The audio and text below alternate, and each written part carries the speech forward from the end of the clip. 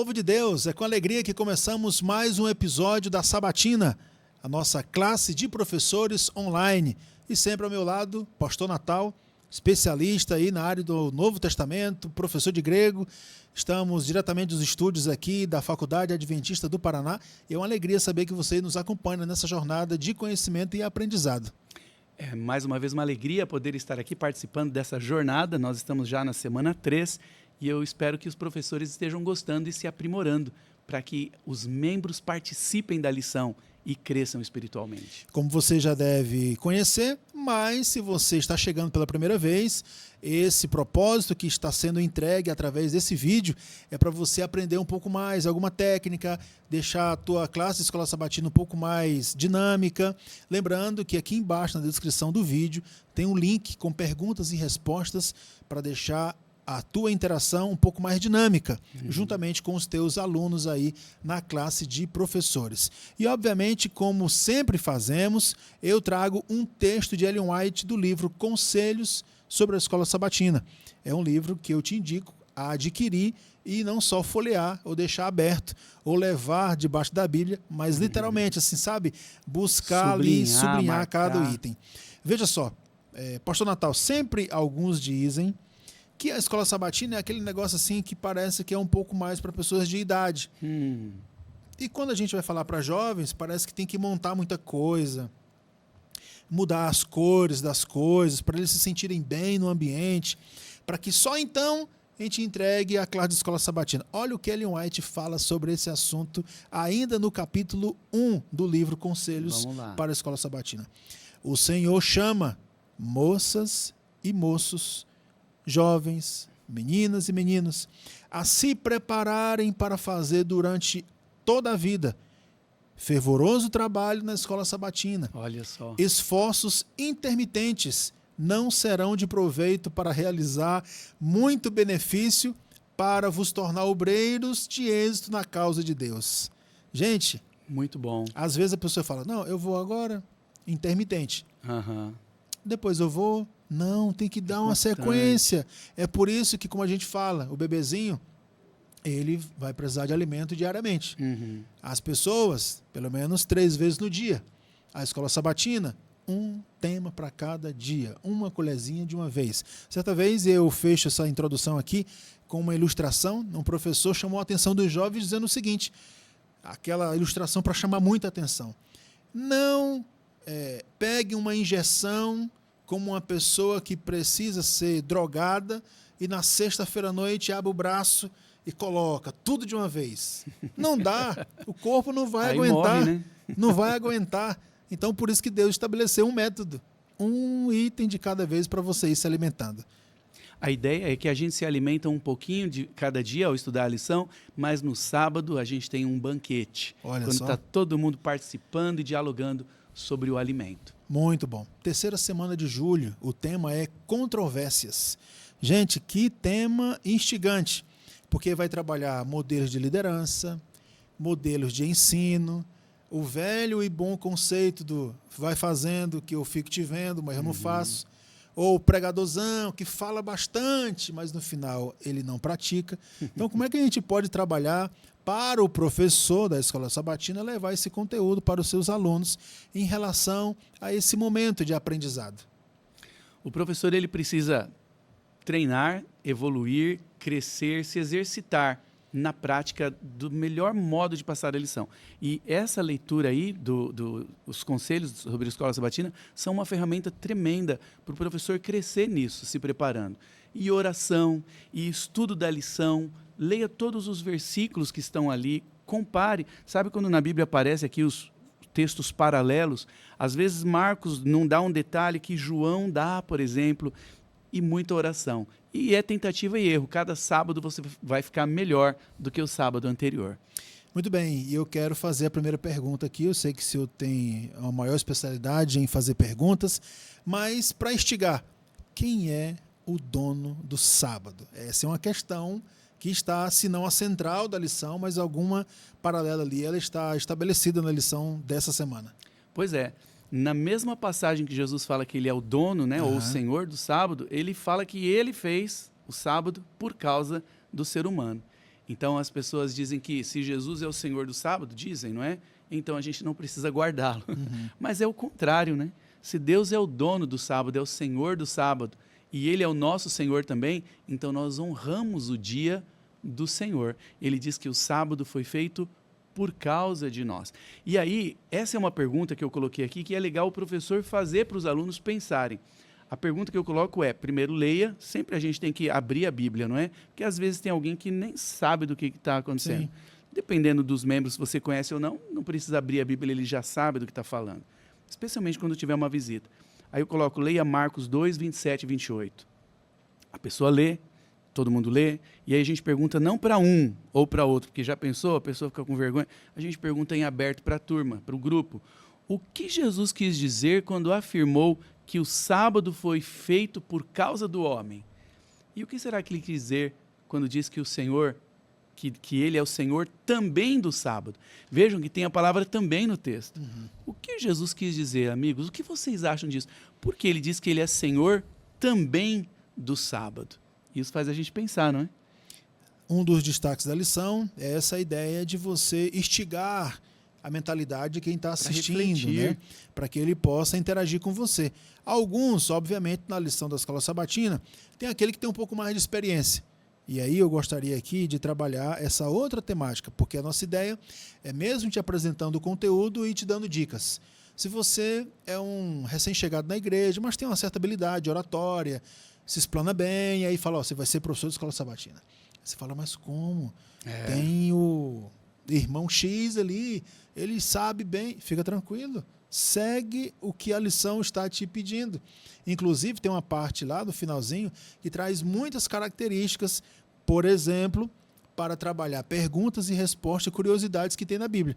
O senhor poderia nos dar um exemplo desse texto que possivelmente alguém não possa olhar de forma assim tão intencional?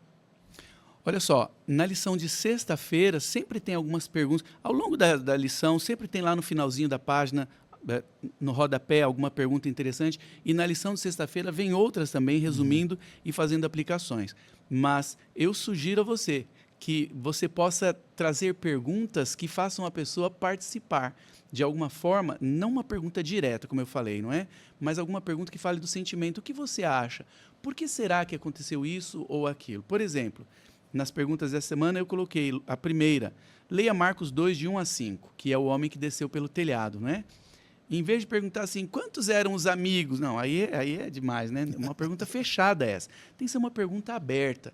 Por exemplo, antes de restaurar a saúde do homem, que estava ali visivelmente aleijado, por que será que Jesus primeiro perdoou os pecados dele? E aí cada um vai falar alguma coisa. Eu acho que é porque ele tinha culpa.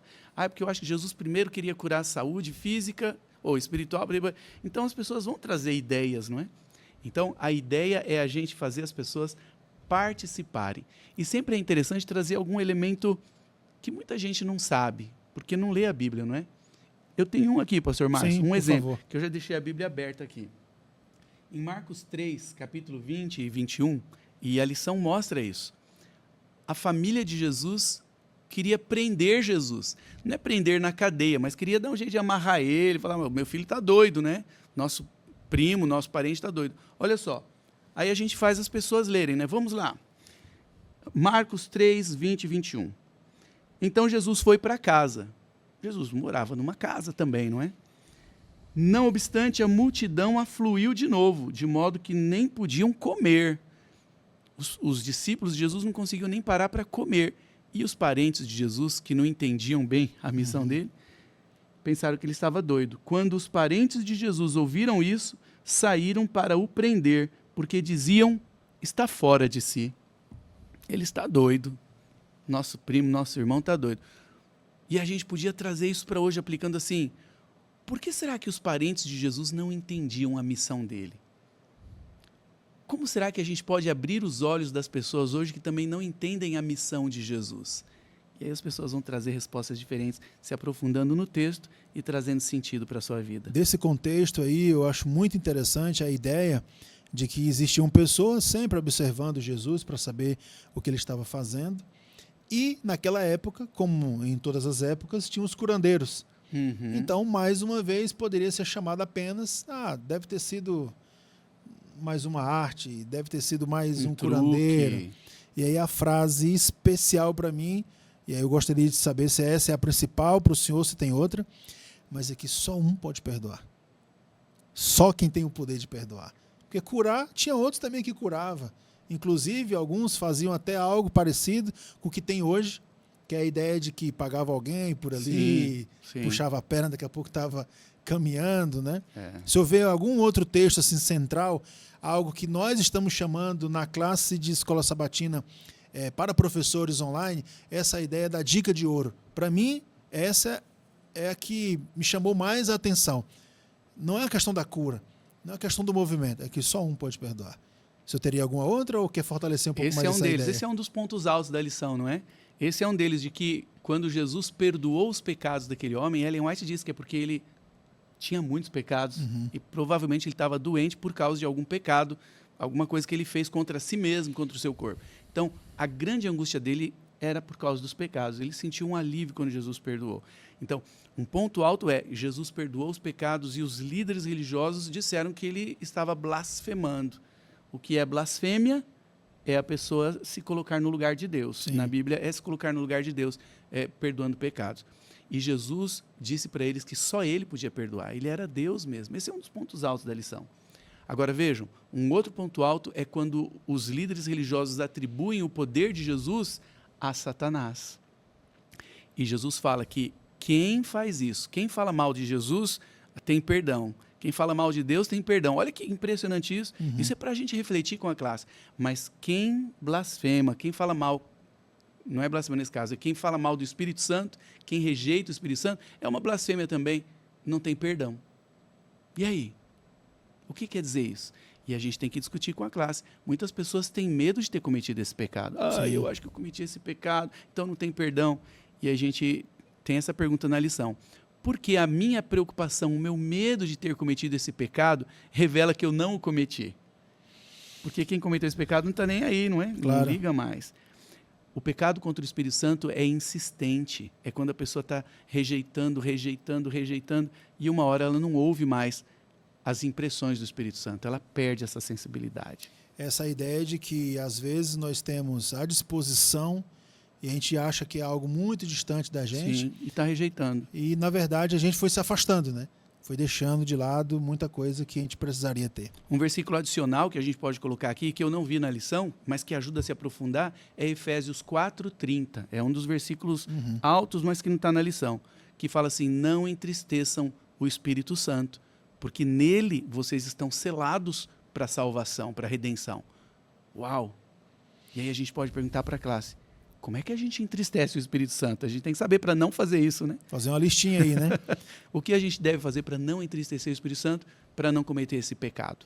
Eu ia fazer essa pergunta, mas o senhor já deu a resposta, que é essa ideia de que lição poderíamos tirar para a nossa vida em relação a esse tema. Ficar mais atento à voz do Espírito Santo, abrir os olhos da fé para ver coisas que possivelmente outros não conseguem ver. Então são coisas interessantes aí para transportar não apenas desse vídeo, mas daquilo que o professor conhece, que tem um pouco mais de experiência, vai procurar um pouco mais de itens profundos para levar, e eu vou sempre repetir essa frase, mensagens verdadeiras para o coração lá do membro que está na ponta. Tem uma dessa também na lição, muito boa. Lá quando os parentes de Jesus queriam prendê-lo, no sentido de amarrá-lo, de fazer alguma coisa, que loucura, né? Eles achavam que ele estava fora de si. A Bíblia dá um tempo, fala de outra história e depois aparecem eles de novo, os parentes de Jesus, chamando ele. A ideia era de pegá-lo, né? E aí alguém fala assim, olha, teus parentes estão lá fora te chamando, porque a casa estava lotada. Teus parentes estão lá fora te chamando. Era a ideia de prendê-lo. E Jesus fala assim, quem são meus parentes? Quem é minha mãe? Quem é meu pai? Quem são meus irmãos? São esses aqui, ó. E aqui, o que vai ao coração do membro é esse. Se você se sentiu já rejeitado pela sua família, por aceitar as verdades impopulares da Bíblia, né? A guarda do sábado e outras coisas, se você se sentiu rejeitado pela sua família, você é da família de Jesus agora. E a igreja tem que se tornar essa casa, esse lar que recebe bem esses rejeitados. Muito bom. Querido professor da Escola Sabatina, espero ter contribuído juntamente com o Pastor Natal na tua formação e também no teu conteúdo para você passar uma belíssima lição de Escola Sabatina para reavivar o coração daqueles que estão diante de você em uma classe. Deus continue te abençoando. Nos vemos nos próximos episódios. Até mais. Até mais.